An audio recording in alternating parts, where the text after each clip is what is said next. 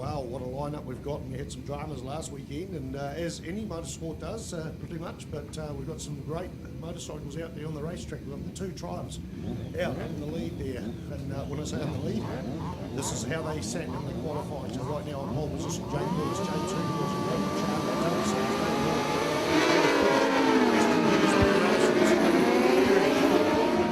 and Simon Peter, with Tom Langridge, sorry. Right, 10-lap race here at Levels for the first race of the New Zealand Superbike Championships round 2, and David Hall goes in to turn the big Castrol sweeper there and gets set up by another rider and set up twice, so he's being pushed back to 5th place. Jack Lewis on number 29. He's actually running about 40 or 50 metres ahead of number 22, Toby Summers, on the Kawasaki Carl Cox machine there. We go back into 3rd, and I think that might be, is that Avalon Biddle though? Avalon Biddle. They go past the tyre wall, so we can't see the colours. They disappear out of sight, and it's a classic Levels commentary position here where we can't see that southern loop, or the northern loop, sorry, the northern loop, but it doesn't take long before they come back into action there, Neil Ritchie. Yes, indeed, and we're to pick them up as they come out of the hairpin and ready to come down the short inside straight. They'll come through the Carter Tyres flip-flop here and then come along the Timaru scrap metal dealers front straight, so nice to watch as we go, and it's the flip-flop because it happens as quick as that, only used for the bikes major four-wheel events here at Levels International Raceway.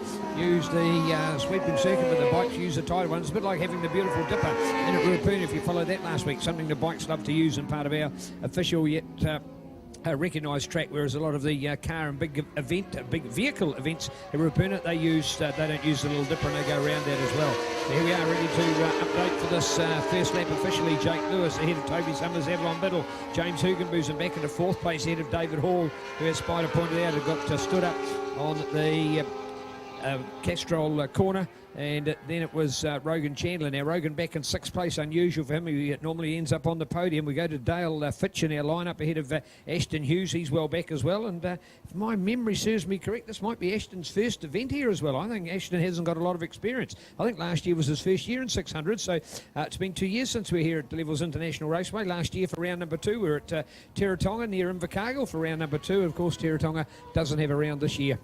And a matter of who just draws that second spot, because we certainly seem to enjoy going to Real Pools for that opening round of the championship. As we go to Peter Allison ahead of Tom Langridge, John Crawford and Simon Perry in there. Good to see the recovery of John Crawford as well, as John's been able to get himself back after a bad crash at Real Pool last week. Right down that back straight, it still is Jake Lewis from Penbury, and Toby Summers on the Kawasaki has been hunted down by number 85.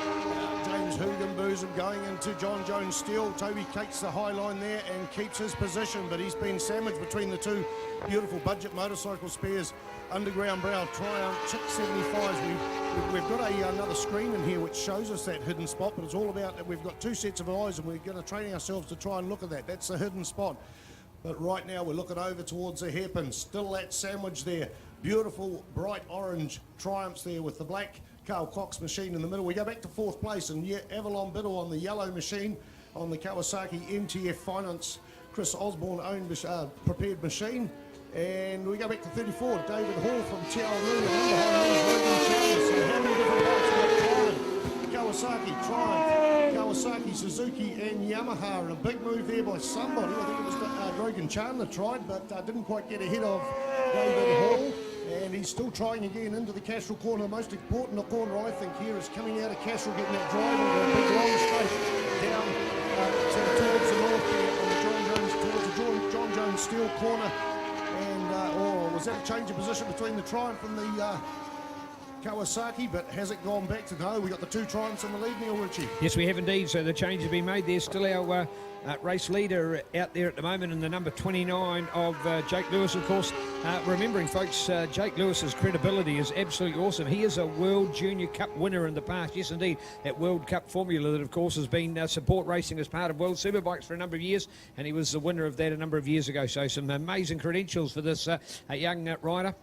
Of course, he's had a balanced life between what he's done in international racing and what he's been doing here in New Zealand, looking to get himself a house this year as well, so setting up a life outside of motorcycle sport, which is great to see. But once a champion, always a champion. I remember him going to the Burt Munro and riding a little Aprilia RS125 at one stage as well. He took on a lot of racing, and of course, like so many good road races, he's come out of the dirt scene, started in junior motocross all those many moons ago. But there it is, the orange Quinella, as they go out to race, and looking like there could be a change coming up as well. The red helmet, we know, is Jake's in the front there, looking at James to try and get up through there. And look at that, James. Oh, has he made it stick? No, I don't think he did, but it was got very close there. So look out for James Hugenbosom. They'll go down and towards the court. No, still a 29 to get there. Look how close the 85 is up on the inside. Toby's got the best seat in the house to watch him as they'll come through our flip-flop of the S's to go. And look at that, the orange 1-2, 29 to go with 85, 22 in there, along with 34. So that change has been made. The Spider was previewing before of David Hall, getting the advantage up on Avalon Biddle, and then looking out for Rogan Chandler to put the pressure on Avalon. In fact, as he has, Rogan Chandler's gone through as well. Rogan Chandler has gone through ahead of Avalon as well. So Avalon being in second place in the early part of the race. Here she is back in sixth, but I tell you what, don't worry about 7 will be on. This is a very good 6, and there's 2 lots of 3 we've got here at the moment. Spider, which I think is going to be good, but look for that. So I reckon that second group, you'll find they'll get on the tail. They will gain, in particular, those 2 good pilots, David and Rogan there. They'll get on the tail of this trio up there. Great to watch.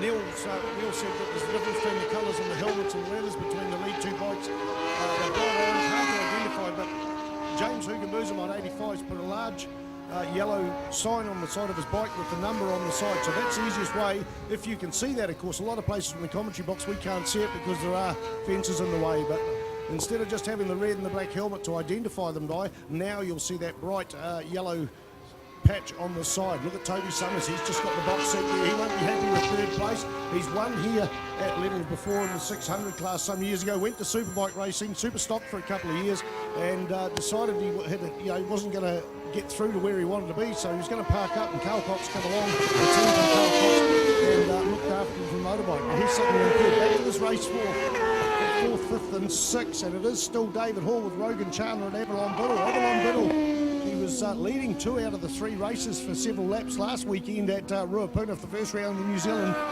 Superbike Championship 2018, but seemed to struggle towards the mid-race in the end and lose pace, but and right now she's quite off the pace. The 2 triumphs going to John Jones Steel Corner. We have not 7 laps, we've got 4 laps to go. I was looking at the laps time, 7 minutes, and we've got 2 timing screens here. Thank you very much to Nicole, and identifying some of the struggling we had last weekend and providing us 2 different timing screens. So excellent service from MX Timing. And what's also happened this year, since last weekend, is the NZSBK website now has results posted within minutes of each situation, each race happening. They are provisional results, albeit they are provisional results. Okay, Jake Lewis is back in the front now. I didn't see where that change happened, but Jake Lewis has now got ahead of James Hugenbosom with Toby Summers still watching that. And it is still a battle for 4th and 5th between 34 Tiara Moody's David Hall and Wellington's Rogan Chandler. Avalon Biddle on the 21 MTF Kawasaki having a bit of a lonely ride there and getting valuable points. We're followed as well. Ashton Hughes is out there somewhere. He's had a change of bikes. In fact, here he comes through the start-finish line on the 92 bike. He had a cam chain tensioner issue yesterday and has borrowed another bike and put some different numbers on there. So congratulations and thank you very much to the gentleman that lent him the bike. I did hear it, but I didn't record it in my brain. Sorry. Well, there we go. And oh, hello. Excuse me. Just going to cut that back. That's a little bit of feedback we got. Thank you indeed. The message here from Timaru Metal Recyclers, and our PA level was pretty low. So thank you, folks. Give us your feedback if we're not coming loud and proud into a neighbourhood near you. Please to make sure we can get that. Is that too loud now, guys? Is that all right? Or we're all right? Okay, go down there, thank you. All right, let's look at the battle that Toby Summers has, when I say that, I don't mean that impolitely. Toby Summers has closed right in on those 2 triumphs. We'll have a look at the fastest laps coming through. In fact, last lap time, best lap time, Toby is not the quickest at the moment, but that might change because he's certainly one of those lead 2 bikes, and what we often get is the first 2 bikes, or whoever's dicing, slow each other's down. It's all about the wind effect and that sort of thing, but slow each other down. But no, not quite at the moment. 2 laps to go here for the first 10-lap race of the day. We've got a full round of racing. Every class gets a race today, and then tomorrow we've got 2 races for every class. So action-packed, and you can watch it on CTAS Live. Not only now, you can tune in and watch it now. Better to get the track if you can, but also there is footage available in about a day and a half when Grant Collingwood from CTAS Live gets to load it up on the internet. John Crawford comes through there on the number 62 bike, and he's been followed by 59 there, Simon Perry at the tail end of the field, with I think Tom Langridge coming through the bus stop onto the front straight there in a split second there on the number 12 machine. Pretty sure it's the number 12 machine, and he is the last of the field. No first about, no last. Here's the lead 3 bikes through the bus stop, the famous bus stop at levels 29.85, followed by 22 with Toby Summers, the fastest man on the track, but only by 7 or 8 thousandths of a second. 7 or 8 thousandths of a second, but he'll be sizing up these guys, trying to work out where to get through one, if not 2 of these bikes. He's pretty fierce on his last lap there, Toby Summers is, Neil Ritchie. Yeah, I think indeed, and just making sure we get some audio sorted out, although we've got 2 bits of identical technology here, apparently not coming out with the same output, so hopefully we'll be able to get that fine-tuned for us as we look for this final lap, courtesy of Timaru Yamaha, Shelley, Shirai, Berwick, RST, Michelin and Pirelli at home at 145 Hilton Highway here at Washtenaw, Timaru. Yamaha.co.nz, proud to be our 600 championship sponsors. Super Sport Racing and its brilliant best for the final lap to rocket through this one. Timaru Yamaha, great team in behind here. So thank you, Johnny. There we're going to go. Just getting there. In fact, right on the mark. Thank you. Here we go. White flag is out, yes indeed, and our update, and thank you getting the technology covered from an audio output. Oh, we come round to the lapper, look at that, somebody to take the advantage on the inside. The lapper mode, no, it goes back the other way, no, the door's closed in time, and around the corner we go, and the sprint to the line. Jake Lewis getting the advantage. Oh, how was that? Super tight on the line, and if you've got a replay of that, do check it out, because we were right on the button that time. Man, oh man, it was close, and that was the lapper coming into play there like you've not witnessed before. So nothing wrong with the lapper and holding that position, absolutely nothing wrong. But here we go, look at it, here's the CTAS update. See that? You just go in on the inside, even the lapper had a second look at it, as we saw Jake Lewis take it. Now look for the 85, trying to come back. Look at that, he goes right around the outside. Oh, and he just gets pushed back there because Jake holds the line brilliantly. 2 team bikes, great work. 2 riders with immense amount of respect, both out of Canterbury. And how is that for a finish? Fantastic to see. World-class racing right here at Levels International Raceway for our opening Timaru Yamaha sponsored the Super Sport 600 Championship race. That is fabo to see. So look at that. Oh, what a great replay. So loving every bit of that. And our remaining results will have Toby Summers in 3rd place. He had the seat in the house once James went past him. Rogan Chandler got himself up there. We knew that Rogan was going to catch on to that group. So he's gone from, as we updated, a lonely 6th place at one stage to get right up there for the 4th with David Hall, Avalon Biddle, of course.